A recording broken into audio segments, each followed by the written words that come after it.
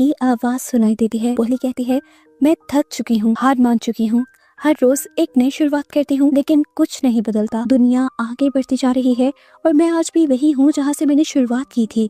अचानक उसे एक आवाज सुनाई देती है जो उससे पूछ रही थी, पोली तुम्हें क्या चाहिए? पोली कहती है, बस मैं इतना चाहती हूँ कि ये सारा दर्द रुक जाए। इसके बाद हम पोली को घर आते हुए देखते हैं। पोली का घर तो बहुत बड़ा है लेकिन अंदर से बहुत ही बिखरा हुआ मेसी है, जैसे वो अपने घर का ख्याल ही ना रखती हो। घर आकर वो अपना फोन ऑन करती है तो उसमें बहुत से वॉइस मेल्स और बहुत सी कॉल्स थी, उसकी मॉम की, उसकी पुट्री क्लासेस की, उसकी बहन की, उसके बॉस की, और वो सबको इग्नोर कर रही थी। और इस सब से साफ जाहिर था कि वो डिप्रेशन में है। अपने आप को रिलैक्स करने के लिए वो एक ड्रिंक बनाती है और शीशे के सामने इंटरव्यू की प्रैक्टिस करने की कोशिश करती है, लेकिन वो अपने बारे में एक भी बात अच्छी नहीं बोल पाती। अचानक डोरबेल बजते हैं। पोली हैरान हो जाती है कि कौन आया था इस वक्त उसके घर। दरवाजा खोलने पर वहाँ एक बूढ़ी औरत थी जो कांप रही थी और काफी कंफ्यूज थी। वो किसी और के घर जाना चाहती थी लेकिन गलती से पोली के घर आ गई थी। पोली उसको उसकी मंजिल के बारे में बताने लगती है लेकिन वो औरत इस टाइम ठंड से ठिठुर रही थी, इसलिए वो इंसानियत के नाते उसे अपने घर के अंदर बुला लेती है। अंदर आकर वो औरत पानी मांगती है। जब पोली उसे पानी देती है तब उसका ध्यान उस बूढ़ी औरत के हाथ पर जाता है जिसकी कुछ उंगलियां गायब थी। ये देखकर पोली परेशान हो जाती है और उससे पूछती है कि क्या आप किसी को फोन करना चाहती हैं? पर वो औरत अजीब सा जवाब देती है। ये कहती है कि मुझे नए जमाने के फोन चलाने नहीं आते। वो उसे एक कार्ड देती है जिस पर उसके बेटे का नंबर लिखा हुआ था। वो बूढ़ी औरत पोली से इधर उधर की बातें करने लग जाती है। उससे पूछती है, क्या तुम शादीशुदा हो? क्या तुम्हारे बच्चे हैं? इतने बड़े घर में क्यों रहती हो? और इस तरह की बातों के बाद अचानक से ही उसका रवैया बहुत ही ज्यादा डरावना हो जाता है। वो बूढ़ी औरत पोली को घूर कर देखती है और कहती है, अब मैं शुरू करने वाली हूँ। इस टाइम वो बहुत ही अजीब लग रही थी और पोली डर चुकी थी। वो अपने बैग से एक पुराना लकड़ी का बॉक्स निकालती है और टेबल पर रख देती है। फिर कहती है, ये अब तुम्हारा है। इसके बाद वो सीधा पोली की आंखों में देखकर कहती है कि तुम मरने वाली हो। पोली शॉक हो जाती है। वो औरत उसे कहती है कि तुम इस चीज को लेकर उदास हो सकती हो, डर सकती हो, लेकिन तुम सच को नहीं बदल सकती। तुम आज रात मरने वाली हो। जब तक कि तुम रूल्स फॉलो नहीं करती तुम्हारा डर ही तुम्हें खाने लगेगा। डर के मारे इस टाइम पोली खड़ी हो जाती है और इस पागल औरत को उसके घर से निकल जाने को कहती है। जाने से पहले वो औरत उसे वार्निंग देकर जाती है कि पुलिस को बुलाने की गलती मत कर देना। हो सकता है कि तुम्हें ये बुरा सपना लगे, लेकिन मैं जानती हूँ तुम अब इस बुरे सपने से कभी नहीं जाग पाओगी। पुलिस औरत के बाहर निकलते ही दरवाजा लॉक कर देती है। उसका दिल अब जोर जोर से धड़क रहा था। पोली अब उस बॉक्स को भी उठाकर सड़क के बिल्कुल दरमियान में रखाती है और आते ही अपनी मॉम को कॉल करती है और ये सारी बातें बताने की कोशिश करती है, लेकिन उसकी मॉम को तो उस पर बिलीव ही नहीं हो रहा था। उन्हें लग रहा था कि इंटरव्यू के स्ट्रेस की वजह से पोली इस तरह की बातें कर रही है और अगर पोली के साथ ये सब कुछ हो भी रहा है तो जरूर उसके साथ कोई प्रैंक कर रहा होगा। उसकी मॉम उसे अरेस्ट करने को कहती है और पोली इसी तरह फोन पर बात करते हुए बाहर जाती है और उस बॉक्स को हिलाती है। उसमें कोई भी मूवमेंट नहीं थी। उसे भी लगता है कि ये मजाक ही होगा, इसीलिए वो घर वापस आ जाती है। लेकिन एक बहुत ही अजीब चीज ये थी कि उसके घर आने से पहले ही वो बॉक्स दोबारा उसके घर के अंदर था। उसे लगा कि उसने खुद ही अंदर लाकर रखा होगा। इस चीज को इग्नोर करते हुए वो ऊपर चली जाती है और अपनी मॉम के भेजे हुए कपड़े ट्राई करने लगती है और सभी की पिक्चर्स बनाकर अपनी मॉम को सेंड करती है। और बाद में जब देखती है तो उसे एक पिक्चर में अपने पीछे एक अनजान औरत दिखाई देती है। एक साया, एक एंटिटी दिखाई देती है जो इंसान नहीं था।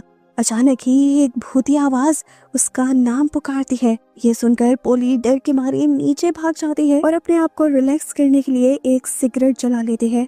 अचानक से उसका फोन बज जाता है और वो दोबारा डर जाती है, लेकिन इस टाइम उसकी मॉम का ही मैसेज था। वो अपनी मॉम को दोबारा सब कुछ बताती है तो उसकी मॉम कहती है, ये सब बस तुम्हारा वहम है, तुम एक काम करो, सो जाओ। थक कर अपनी मॉम की बात मानकर वो सोफे पर बैठ जाती है और तभी उसका ध्यान उसी बॉक्स पर जाता है। उसे लगता है कि उसके साथ जो सब हो रहा है जरूर उसका ताल्लुक इस बॉक्स से है। इस टाइम ये बॉक्स जिस टेबल पर रखा हुआ था, पोली को बिल्कुल यकीन था कि उसने ये बॉक्स यहाँ नहीं रखा। वो घबरा कर अपनी मॉम को दोबारा से कॉल करती है और साथ ही वो बॉक्स भी खोलती है। उसके अंदर एक और ग्लास था और ग्लास की रेत दोबारा से गिरने लग जाती है और फोन पर आती हुई उसकी मॉम की आवाज भी अचानक से बदल जाती है जो कहती है, पोली मैं तुम्हारी मॉम नहीं हूँ। जिसके बाद वो आवाज डरावनी तरीके से हंसने लग जाती है और इससे पहले कि पोली घबरा कर फोन बंद कर देती, वो आवाज ये भी कहती है कि तुम मरने वाली हो। पोली फोन काट देती है लेकिन थोड़ी देर में फोन दोबारा बजता है। डर कर वो फोन उठाती है और फोन की दूसरी तरफ वो एंटिटी उसे गेम्स के रूल बताती है। ये बताती है कि यहाँ पर एक गेम चल रही है और उसे जिंदा रहने के लिए उस बॉक्स में 3 चीजें डालनी होगी। पहला, कुछ ऐसा जिससे वो शदीद नफरत करती हो, दूसरा वो जिसकी तुम्हें बहुत ही ज्यादा जरूरत हो, और तीसरा वो जिससे तुम बहुत ही ज्यादा प्यार करती हो। साथ ही वो आवाज उसे वार्न भी करती है कि अगर तुमने झूठ बोला या इसमें कोई गलत चीज रखी तो हमें पता भी चल जाएगा। पॉली बॉक्स को देखती है और ग्लास की रेत भी खत्म होने वाली थी। वो समझ गई उसे जो भी करना है जल्दी करना होगा। उसे रूल्स याद आते हैं कि उसे एक चीज ऐसी रखनी है जिससे वो नफरत करती है। उसकी नजर सिगरेट के पैकेट पर पड़ती है। उसे याद था कि उसे सिगरेट से नफरत है और वो उसे छोड़ देना चाहती है, इसीलिए उसने सिगरेट का पैक ही उस बॉक्स के अंदर रख दिया। उस पैकेट को उस बॉक्स में रखने पर भी कुछ नहीं होता, यहाँ तक कि और ग्लास में से रेत गिरना भी बंद हो जाता है और अचानक से पोली की तबीयत बिगड़ने लग जाती है। वो जोर जोर से खांस रही थी जैसे अभी वो कुछ ही देर में मर जाएगी, लेकिन मरने के बजाय उसकी खांसी करते हुए उसके मुंह से एक चाबी निकल आती है। वो डर कर घर से बाहर जाती है और मृतक बुलाने के लिए अपनी नेबर का दरवाजा खटखटाती है। वो औरत पोली पर ध्यान नहीं देती ज्यादा, क्योंकि इस टाइम वो अपने हस्बैंड से बात कर रही थी। पोली उससे किड़किड़ाती है और कहती है प्लीज पुलिस को कॉल करो। वो औरत उसे घर के अंदर बुला लेती है, लेकिन अभी भी उसकी घबराहट को इग्नोर कर देती है। अचानक ही हम देखते हैं कि उस पड़ोसी की भी तबीयत बिगड़ने लग जाती है। अचानक से उसके हाथ में एक चाकू आ जाता है जिससे वो अपनी ही गर्दन काट कर अपने आप को ही मार देती है। अचानक ही अब वो मरी हुई औरत दोबारा बोल जाती है और उससे कहती है कि जिससे भी तुम मदद लोगी उसका यही हाल होगा। डर से कांपती हुई पोली अपने घर वापस भाग जाती है। घर वापस आने पर वो और ग्लास दोबारा जलने लग जाता है और ये देखकर उसे गुस्सा आ जाता है और वो वही बॉक्स टेबल से गिरा देती है। लेकिन जैसे ही पीछे मुड़ती है तो देखती है कि वो बॉक्स दोबारा टेबल पर आ गया था। अचानक से उसका फोन बजता है और स्क्रीन पर डैड लिखा हुआ आ रहा था, पर उसके डैड तो कई सालों पहले मर चुके थे। वो समझ गई कि जरूर इस कॉल का ताल्लुक इस गेम से है, इसीलिए वो फोन उठाती है। अपने डैड की आवाज सुनकर वो चिल्लाते हुए उन्हें बताती है कि आप मर चुके हो, लेकिन दूसरी तरफ से वो आदमी कहता है प्लीज ऐसा मत बोलो। वो एंटिटी उसे बताती है कि तुमने झूठ बोला है, सिगरेट से तुम नफरत नहीं करती, तुम सच में जिससे नफरत करती हो उसी को इस बॉक्स में रखो। डैड की बातों से आखिर उसे जवाब मिल ही जाता है कि आखिर उसे सबसे ज्यादा नफरत किससे थी। वो अलमारी में जाती है और वहाँ से एक क्रॉस उठा लेती है। यहाँ पर उसे याद आता है कि जब बचपन में उसके डैड बीमार थे तो वो दिन रात गॉड से प्रे किया करती थी कि उसके डैड को ठीक कर दे। उसके डैड भी अपनी जिंदगी के लिए गॉड से प्रे किया करते थे, लेकिन उसके बावजूद भी वो मर गए और उस दिन के बाद से उसे गॉड से नफरत हो गई थी। वो क्रॉस अब उस बॉक्स के पास लेकर आती है और बॉक्स में रखकर वो क्रॉस से कहती है कि मैं तुमसे नफरत करती हूँ। इस मर्तबा उसका सच काम कर जाता है और क्रॉस अचानक से उस बॉक्स में से गायब हो जाता है और यहाँ पर और ग्लास खुद ही रीसेट हो जाता है, ऐसे जैसे ये साइन हो कि पहला टास्क पूरा हो गया है। अचानक ही उसे एक औरत की आवाज आती है। आवाज यहाँ पर लगे हुए मिरर्स की तरफ से आ रही थी। जैसे ही वो मिरर्स के पास गई तो उसे अपना ही रिफ्लेक्शन वहाँ पर नजर आया। उसका रिफ्लेक्शन उसे का मजाक उड़ा रहा था। इस टाइम उस रिफ्लेक्शन के हाथ में एक कटर था। उसका रिफ्लेक्शन उसी कटर को उस मिरर के ऊपर मारने लग जाता है और अचानक से शीशा टूटकर वो कटर पोली के हाथ में आ जाता है। अचानक ही पोली का फोन बज जाता है और पोली जाकर देखती है कि इस टाइम उसकी बहन की कॉल आ रही थी। बहन उसकी बहुत ज्यादा परेशान थी क्योंकि पोली ने ही उसे कॉल कर कहा था कि तुम्हारी बेटी मरने वाली है, पर पोली ने कोई कॉल नहीं की थी। पोली समझ गई कि जरूर ये इसी गेम की चाल है। वो अपनी बहन को समझाने की कोशिश करती है कि तुम घर से मत निकलना, मैं आ रही हूँ, पर उसकी बहन बताती है कि मैं पहले ही तुम्हारे घर के पास पहुँच चुकी हूँ। ये जानकर पोली फौरन घर से निकलने की कोशिश करती है, लेकिन अब घर के सभी खिड़कियाँ दरवाजे सील थे। गुस्से में वो एक टेबल उठाकर खिड़की पर मारती है, लेकिन खिड़की टूटना तो दूर की बात, वहाँ पर एक खूंच भी नहीं आती। इसी खिड़की पर अब उसकी बहन और उसकी बेटी की वीडियो चलने लग जाती है और वो देखती है कि उसकी बहन की बेटी का चेहरा खून से ढका हुआ था। पोली और उसकी बहन की बेटी एक साथ खेल रहे थे, बहुत ज्यादा खुश थे, लेकिन यहाँ पोली देख रही थी कि बार बार ये कैमरा उसके पाँव पर फोकस कर रहा था। वो समझ गई कि जरूर ये गेम अब उसकी छोटी उंगली मांग रही है। पोली को रूल याद आता है कि रूल में था वो जो तुम्हें चाहिए। वो समझ गई कि उसे अपनी बॉडी का हर पार्ट चाहिए और इसी तरह इस गेम को भी अब उसकी बॉडी का ही कोई पार्ट चाहिए। ये समझकर वो बहुत ही दर्द में आकर अपने पाँव की एक उंगली काट कर उस बॉक्स में रख देती है, ये कहते हुए कि ये कुछ ऐसा है जो मुझे चाहिए। लेकिन यहाँ पर कुछ नहीं बदलता। उंगली काटने की वजह से उसका खून भी काफी ज़ाया हो चुका था और वो अब पट्टी बांधने लगी थी। इस टाइम पर अचानक से एक एंटिटी उसके पास आ जाती है जो बिल्कुल उसकी मोम जैसी लग रही थी और वो उसे समझाती है कि रोना बंद करो। पोली रोना बंद कर दोबारा बॉक्स चेक करती है, लेकिन वो उंगली अभी भी वही थी। बॉक्स ने उस उंगली को रिजेक्ट कर दिया था। वो घबरा जाती है, वो समझ गई कि एंटिटी ने उसे धोखा दिया था। इस टाइम वो दोबारा उसी शीशे की तरफ जाती है और तब शीशे में उसके रिफ्लेक्शन की हाथ की उंगली कटी होती है। इन्हें हाथ की उंगली चाहिए थी, ना कि पाँव की। ये देखकर पोली जोर से चिल्लाई कि तुमने मुझे धोखा दिया, तुमने मुझे गलत बताया। लेकिन अब पोली को अपनी पहली उंगली भी काटनी थी, क्योंकि उसने खिड़की वाले वीडियो में देखा था कि अगर उसने ऐसा ना किया तो ये लोग उसकी भांजे को मार देंगे। अब उसके पहली उंगली काट कर बॉक्स में रखते ही उसके घर की सारी खिड़कियां दरवाजे खुल जाते हैं।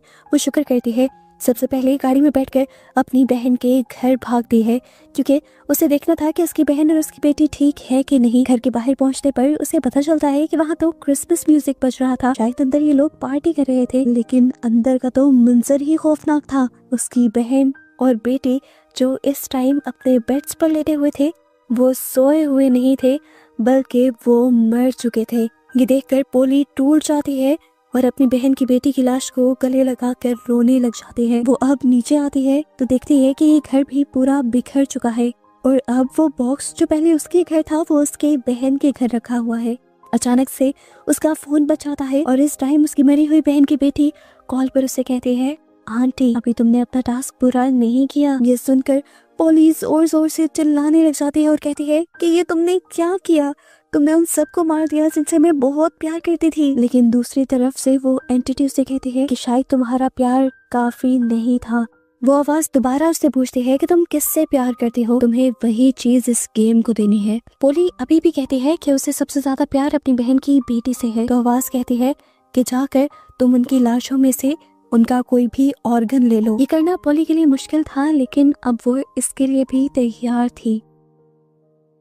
जब वो उस बच्चे के पास जाती है तो अब उसका दिल मोम की तरह पिघल जाता है। वो इतनी प्यारी सी बच्चे का कोई भी ऑर्गन नहीं काट सकती थी, इसीलिए वो उसके बालों की एक लट काट लेती है और फिर उस बॉक्स में डालकर कहती है, एली मैं तुमसे हमेशा प्यार करती रहूंगी। उसके कहते ही बाल अचानक से उस बॉक्स में से गायब हो जाते हैं, जिससे ये बात साबित हो जाती है कि उसका तीसरा टास्क भी पूरा हो गया। उसके टास्क पूरा करते ही अचानक उसे किसी के कदमों की आहट सुनाई देती है। उसने देखा कि उसकी बहन सीढ़ियों से नीचे आ रही थी, जो अभी भी जिंदा थी और बिल्कुल ठीक थी। यहाँ पर जो कुछ हुआ उसे कुछ याद नहीं था, बल्कि वो उल्टा पोली से ही पूछ रही थी कि तुम यहाँ पर कब आई। पोली हैरत से अपनी बहन को देखती है और भागकर उस बच्चे के कमरे में जाती है। वो देखती है कि वो बच्ची भी अपने कमरे में खेल रही थी। ये देखकर उसे इतनी खुशी हुई थी कि वो बता भी नहीं पा रही थी। वो अपनी बेटी को प्यार करने लगती है और अचानक से उसकी बेटी का चेहरा बदल जाता है। उस बच्ची के मुंह पर काले काले दाने निकल आते हैं। वो एक शैतान जैसी हो जाती है और खेलना छोड़कर अब उसी के ऊपर बैठकर अचानक से एक चाकू से उसे स्टैब कर करके मार देती है। उसके मरते ही यहाँ पर पोली की आंख खुल गई थी और पोली को पता चला कि ये सब जो उसने देखा था बस उसका एक ख्वाब था। इस टाइम वो अपने घर के डाइनिंग टेबल पर है। बॉक्स वही उसके घर पर रखा हुआ है और इस टाइम बॉक्स के पास रखा हुआ और ग्लास का रेत गिर रहा है, जिससे पता चल रहा है कि उसका टाइम अब कम होता जा रहा है। उसने सारे टास्क पूरे कर दिए थे, लेकिन अब वो परेशान थे कि फिर भी ये टाइम खत्म क्यों नहीं हो रहा। आखिर इस बॉक्स को और क्या चाहिए। उसने कहा था कि उसे नफरत, जरूरत और प्यार चाहिए। वो तीनों चीजें तो उसने दे दी थी। वो अब एक एक करके हर वो चीज डालना उस बॉक्स में शुरू कर देती है जो उसके लिए कीमती थी, प्यारी थी। अपनी डायमंड की रिंग, अपने सबसे प्यारे कपड़े, अपने थोड़े से बाल, यहाँ तक कि अपना खून भी। ये सारी चीजें कुछ भी काम नहीं करती और अचानक उस बॉक्स में से एक हाथ निकल आता है जो उसे अंदर खींचने की कोशिश करता है। पोली बहुत ही मुश्किल से अपने आप को छुड़वाती है और यहाँ पर उसे उस बूढ़ी औरत की बात याद आती है। उसने कहा था कि मैंने इस कर्ज से, इस श्राप से बचने के लिए ये बॉक्स पोली को दे दिया है। पोली समझ गई थी कि ये बॉक्स एक श्राप है और उसे इस श्राप से बचने के लिए श्राप को किसी दूसरे को देना होगा, नहीं तो वो खुद इस श्राप के लिए मर जाएगी। पोली अब ये बॉक्स लेकर अपने नेबर्स में चली जाती है और एक लड़की का घर खटखटाती है। पहले वाली बूढ़ी औरत की तरह पोली वो बॉक्स लिए अब इस लड़की के घर के अंदर चली जाती है। जिस लड़की के घर आई थी उस लड़की का नाम तारा था। पोली इस टाइम हिचकिचाते हुए तारा के घर के अंदर सोफे पर बैठ जाती है और उसे वही बॉक्स देती है जो उस बूढ़ी औरत ने दिया था। और अब मूवी की शुरुआत वाली लाइन की तरह वो बोलती है, मैं रहना नहीं चाहती। वो अजीब तरीके से बात कर रही थी तारा से। वो तारा से कहती है कि मैं थक चुकी हूँ। तारा डर कर पूछती है कि तुम्हें क्या चाहिए। पोली कहती है बस ये सब रुक जाए। ये सारे वही डायलॉग्स थे जो मूवी के शुरुआत में हमने सुने थे। पोली तारा को बताती है कि उसके पेरेंट्स अब वापस नहीं आएंगे। फिर वो बॉक्स उसके टेबल पर रखती है और उस बॉक्स को खोल देती है। वो कहती है मैं अब शुरू करने वाली हूँ, ये बॉक्स अब तुम्हारा है तारा। उसने बिल्कुल उस बूढ़ी औरत वाले अंदाज में सब कहा था। तारा भी डर जाती है और बिल्कुल जिस तरह पोली ने उस औरत को घर से बाहर निकाला था, इसी तरह तारा भी पोली को घर से निकल जाने को कहती है।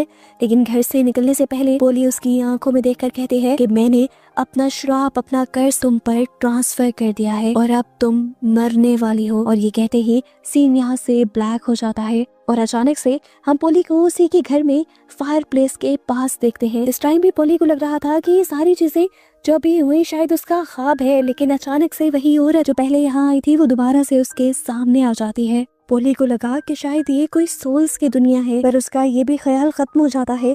अचानक ही वो बूढ़ी औरत पोली पर हमला कर देती है और कहती है कि वो बॉक्स चाहता है कि तुम मर जाओ। वो जहाँ जहाँ चाहता है सबको मार कर छोड़ता है। यहाँ पर इन दोनों औरतों में लड़ाई शुरू हो जाती है। वो औरत पोली को मारना चाहती थी और पोली अपने आप को बचाने के चक्कर में वो उसी औरत को चाकू मार देती है। मरते हुए अचानक से वो औरत उसे बताती है कि आखिर वो बॉक्स पहले उस औरत के पास और अब पोली के पास क्यों था। वो बताती है कि बॉक्स हमें चुनता है क्योंकि हम डरे हुए हैं और अंदर से टूटे हुए हैं और हमारा दुख और दर्द ही उस बॉक्स को पावर देता है। तुम उस बॉक्स को जीतने मत देना, उस बॉक्स को ताकत मत देना और मरने से बिल्कुल मत डरना। पोली अचानक से खड़ी हो जाती है और उसे अपने मरी हुई पूरी फैमिली की आवाज सुनाई देती है। अब उसने डरना छोड़ दिया था, वो अब लड़ने को तैयार हो गई थी और यहाँ पर उसे एहसास हो रहा था कि उसने वो बॉक्स तारा को देकर बहुत ज्यादा गलत किया। दर्द के उस साइकिल को उसने दोबारा से शुरू कर दिया। हालांकि उसे खुद ही इस गेम को खेलकर इस गेम को खत्म कर देना चाहिए था, या फिर मुझे उस गेम से डरना ही नहीं चाहिए था, मुझे पहले ही उसका ग्लास तोड़ देना चाहिए था। यही सोचते हुए अचानक से दोबारा से अंधेरा हो जाता है और पोली दोबारा अपने बेड पर जागती है। वो देखती है कि सुबह हो चुकी थी, धूप उसके घर के अंदर आ रही थी। वो अपना हाथ देखती है जिसकी उंगली गायब थी, जिससे साबित हो रहा था कि वो सब कुछ जो रात उसने देखा था वो उसके साथ सच में हुआ था। लेकिन उस सब के बावजूद भी वो जिंदा थी। वो इस टाइम खिड़की से बाहर देखती है, रात पे उसकी मदद करने पर जो उसकी नेबर मारी गई थी अपना गला काट कर, वो भी जिंदा थी और वो पोली को हाथ हिलाकर हाय भी करती है। पोली को लगता है कि जैसे सारी चीजें वापस ठीक हो रही हैं। वो भागकर अपनी बहन के घर जाती है तो देखती है कि उसकी बहन और बहन की बेटी दोनों जिंदा थे। पोली खुश होकर उन्हें गले लगा लेती है और शुक्र कहती है कि उसकी बहन और उसकी बेटी का मरना बस एक बुरा ख्वाब था। और पोली को अब वो लड़की तारा भी याद थी जिसको उसने वो बॉक्स दिया था। वो तारा को चेक करने के लिए तारा के घर के अंदर जाती है। उसे उम्मीद थी जिस तरह पहले वाले लोग भी सच में जिंदा मिले, तारा के घर में भी उसी तरह सब कुछ ठीक होगा, नॉर्मल होगा। होता भी ऐसा ही है। तारा के घर जाने पर तारा तो अब उसे पहचान भी नहीं रही थी और सब कुछ यहाँ पर नॉर्मल भी लग रहा था। पोली की बात करने पर तारा उसे ऐसे ही जवाब देती है कि जैसे उसे रात के बारे में कुछ नहीं पता। फिर ये पोली शुक्र कर कर अपने घर वापस चली जाती है। लेकिन एक बहुत बड़ा ट्विस्ट हमें ये दिखाया जाता है कि सब कुछ नॉर्मल नहीं था। असल में तारा भी उस बॉक्स के पोजेशन में आ गई थी। हमें उसके घर की एक दीवार दिखाई जाती है जिस पर खून से लिखा था, किसी पर भरोसा मत करना, किसी को मत बताना और किसी की मत सुनना। पहले हमने तारा के हाथ नहीं देखे थे, लेकिन अब तारा के पीछे से हमें तारा के हाथ दिखाए जाते हैं जिसने अपनी सारी उंगलियां काट ली थी। अब तारा जाकर अपने सोफे पर बैठ जाती है और वही लकड़ी का बॉक्स उठाते हुए उसमें कुछ डालती है, ये कहते हुए कि ये कुछ ऐसा है जो मुझे चाहिए। हमें यही लिविंग रूम में उसके मॉम और डैड को मरा हुआ भी दिखाया जाता है। यानी तारा ने उसी पोजीशन में अपने मॉम डैड को भी मार दिया था। और इस टाइम पर हमें समझ आ गई कि चाहे पोली उस कर्ज से बच गई थी, लेकिन फिर भी वो कर्ज खत्म नहीं हुआ था। तारा ने अपने डर का मुकाबला नहीं किया, बल्कि उस बॉक्स के डर में आकर वो सब करती रही जो वो बॉक्स उसे करने को कहता रहा। उसने अपने पेरेंट्स को भी मार दिया। डर और खौफ का ये सिलसिला पोली से हटकर तारा पर ट्रांसफर हो गया था।